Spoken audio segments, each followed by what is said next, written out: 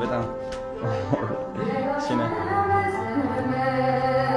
ሊሆን ወይ ጉድ ና ትንሽ እዚህ አጠር ትላለችና ዝቅ ብለህ ግባሽ። እዚህ ጋር ደግሞ ደረጃ አለሽ። አጠር አሪፍ እህቴ ያለች ልጄም አለች። ዘማሪዎች አሉ። ልጅ አለ? አዎ እንግዲህ ማን ስሟ? እህቴ ሄሊና ትባላለች። ልጄ ደግሞ አክበረት ትባላለች። በእውነት እውነት መቀሌ ነው የተገናኘ። አድርሰሃል እንደዚህ? አይ ከመቀሌ ነው የተገናኘ ነው። ኦኬ መቀሌ ተገናኘን። የወለድኳት ልጄ አይደለችም ግን ልጄ ነች። ከዛም በላይ ነው እንዴ? የኔ አባት ዘማሪዎች አሉ። ይበቃናል። ታዲያስ ቁጭ ላር እሺ። የኔ አባት እዚች ጋር ባይዞር እዛ ታንክ ዩ እሺ ነው ቁጭ በላ መዝሙር ይለቅስ። እሺ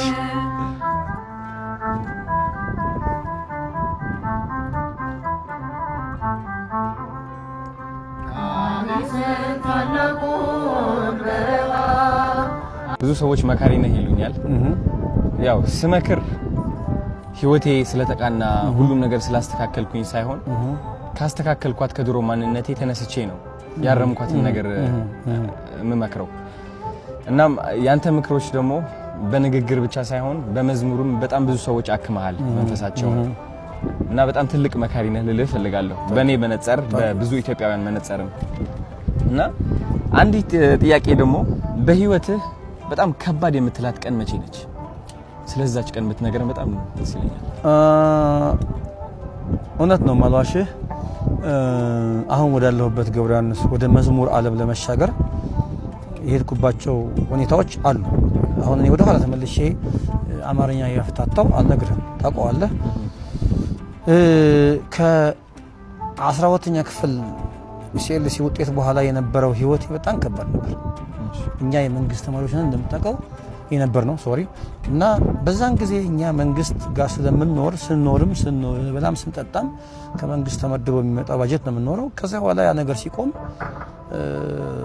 ግራ ቀኝ ጨለማ ይሆንብሃል እና እኔ ዛን ጊዜ ዋጋ ለመክፈል የሄድኩባቸው መንገዶች ነበሩ።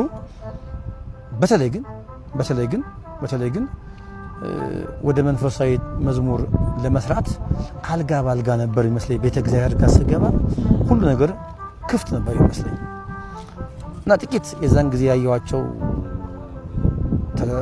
ፈተናዎች አልደብቅህም። አሁን የማየውን ገብረ ዮሐንስ አሁን ያለውን ገብረ ዮሐንስ ይመጣል ብዬ ያላሰብኩባቸው ቀናት ነበሩ። ይሄ በጣም ማረሳው ቀን ነው። እሱ ቀን 2002 ላይ በተለይ ይሄ ያ አመት ለኔ በጣም ከባድ አመት ነበር።